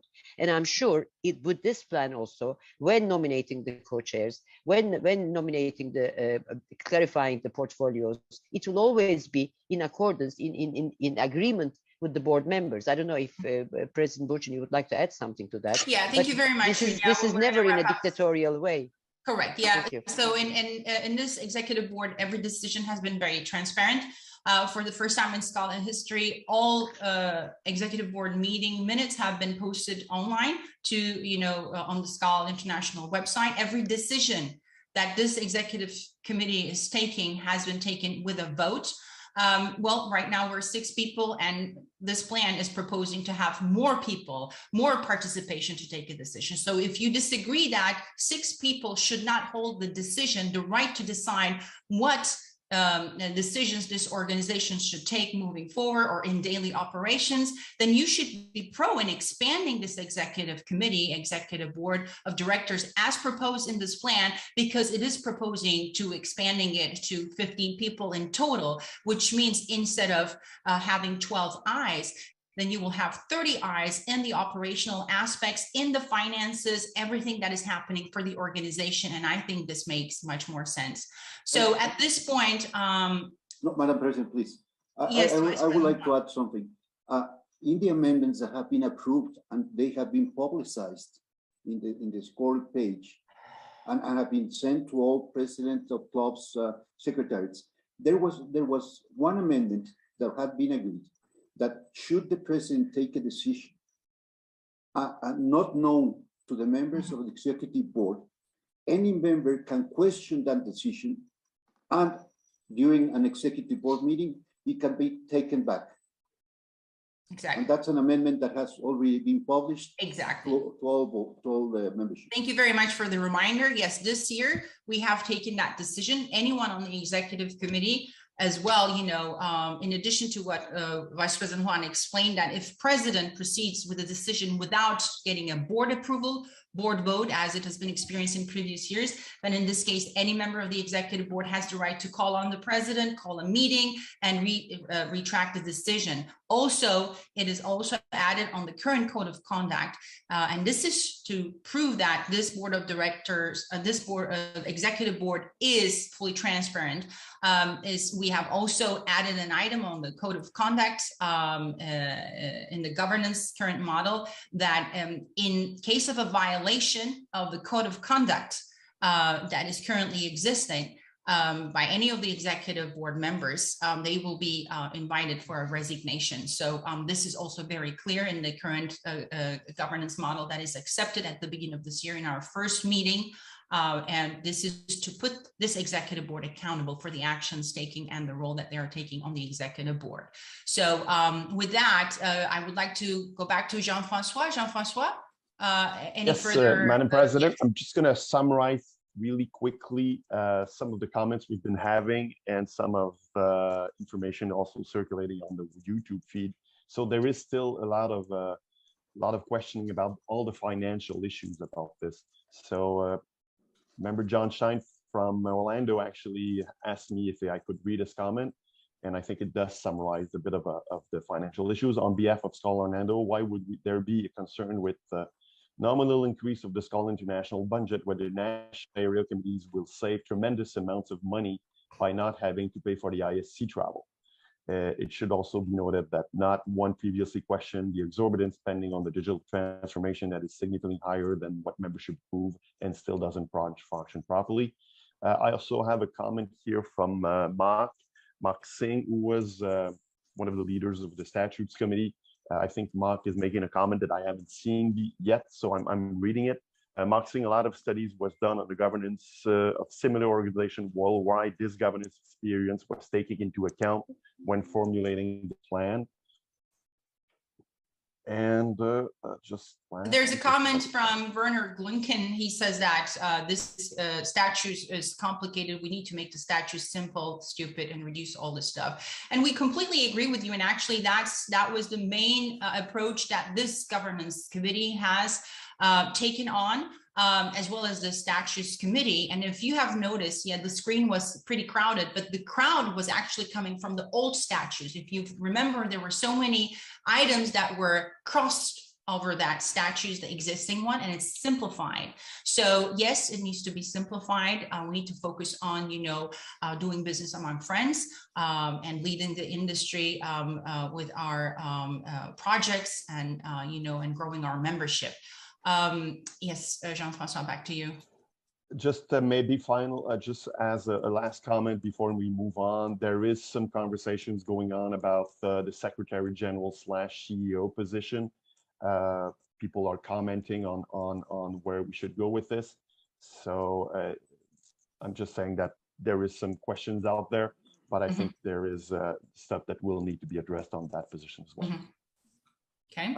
Before we proceed, I've had received a comment questioning in the bylaws that were recommended, and that was a governance committee proposal, was that the committee, the governance and statutes and bylaws committee, be led by the past president. And I've received a number of comments saying that that should be reanalyzed, and that, well, that's something it can be done. I mean, if the conclusion is that the past president shouldn't lead this committee, it's a bylaw change, and as I mentioned in the beginning, it is flexible. We can delete that part without any problem. Okay. Yes, thank you very much, Vice President Juan, for bringing that up. I'd like to remind everyone that if this was a physical General Assembly, everyone would be taking the floor to ask their questions and limited, and and usually it's members are not allowed for doing repetition. But this is the great thing with Zoom. Everyone has the freedom to express their opinions and thoughts in writing here. And it's recorded and it's available for everyone to read later on. So I think this is a great platform. So at this point, I think we need to wrap up. If there are any, I do see repetition, always same people making comments on the chat box. Is there anything I'm missing, Jean-François, that last but not least, I would just like to summarize some of the comments we have on the time frame. They've been discussed a lot. So you have people saying that we're going too fast, and you have people saying that we've been doing this for 15 years. What is too fast exactly? So you have a lot of questions on the time schedule for all this transformation, but people are answering themselves. Just to answer that, just to summarize again, there is a logical explanation. Beyond, these conversations have been continuing for the past 10, 15 years and no action being taken. And beyond the fact that the discussion on this and that we're going to dig into this and come to a conclusion has been announced last year as of November. The fact is, the reason why the date is picked is just because the plan is proposing the election process for the new board to start 60 days in advance. And if we want this plan to take place in 2023, this is the time based on the proposal that needs to be done. If we wait for Croatia, this plan will not be effective in 2023. I repeat, because there is a time frame that the Spanish government has to approve this. And at that point, it will be in the hands of the 2023 board to decide on how to proceed with this. So for that reason, and there's a fact that in the current statutes and bylaws, there is no continuity responsibility given to the current boards. Although in this governance plan, we try to add that, current open projects needs to be followed and recommendation for future boards. There is nothing in the statutes that enforces the executive board members to continue when a project has been started by the previous boards. So this has been a question that I have been receiving by many of the members, because they are concerned that what they're expressing is every year a new president comes and scratches everything else, and and there's a new agenda. So for that reason, with multiple reasons explained, but most logically is because this plan is proposing 60 days in advance elections prior to the upcoming annual General Assembly. That is why this date is picked.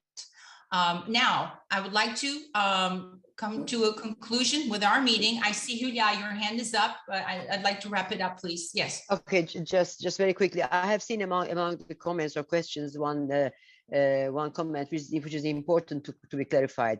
It is Charles Fabian who says, so henceforth India will not come under Asia region. If it is confirmed, then we need to pay the Asian region fees. Please acknowledge. We have said that area committees, national committees, and clubs are not affected by this plan. So as a country, if you are part of Asian area, you are part of Asian area still. If you don't want to be, it's your decision. I suppose you can get out, but you don't need to, because area committees have a different setup and it has nothing to do with this plan. Right, Mr. President Burçin? I think that needs to be clarified. That is correct, yes. Again, emphasize, there is no change with the clubs. There is no change with the national committees. There is no change with the area committees proposed. That's period. It's very clear in the plan. Yeah, thank you very much for pointing that out. Jean-Francois, any final comments or questions that you received that is different than what we have so far? A specific question that you think needs to be addressed? And I do see always repetitive, people, but, anybody that has not asked a question and you see a new question here, if we can prioritize that, if there is any. Again, the time frame is always coming up, but I think you did answer that question on why is that this way. No, I think we have pretty much everything done, Madam President. Okay, well, thank you very much. Well, dear colleagues, delegates, now we are coming to the end of the Extraordinary General Assembly. I'd like to invite you all to have a solution mindset. Many of us get stuck in the past because of our need for certainty, and certainty is one of the 6 basic human needs and is fundamentally about survival. Moving on from the past also means stepping into the unknown future. It means having the courage to let go of what is familiar, even if it's negative, and being vulnerable enough to embrace and learn from what's ahead.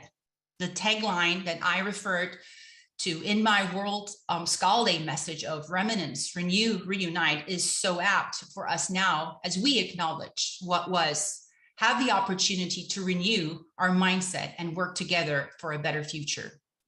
The outward mindset is being able to see yourself as a part of a bigger whole.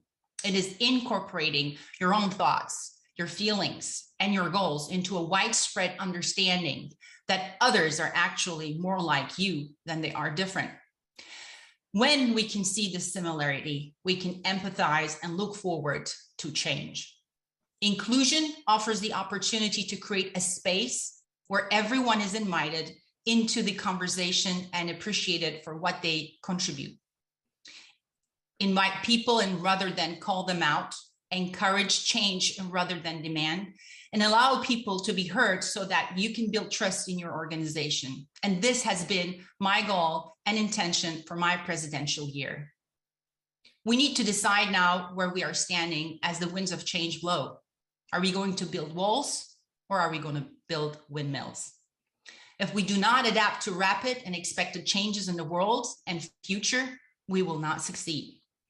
Instead of SKAL, growing and going from good, great, done, we all must ensure that we rather go from good, great to growing.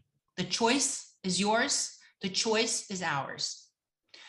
Now, I would like to remind everyone, the voting delegates, that you will be receiving a ballot to cast your vote from election body. The voting period is set as 36 hours, starting Saturday, today, July 9th, 2022 at 8 p.m. Madrid time. Closing will be Monday, July 11th at 8 a.m. Madrid time. Approval of the amendments will require a positive vote of 2/3 majority.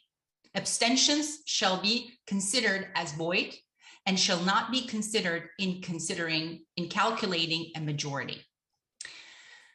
Now, I would like to close the SKAL International Extraordinary General Assembly. I wish you all a wonderful rest of your day or evening, wherever you are. Thank you very much.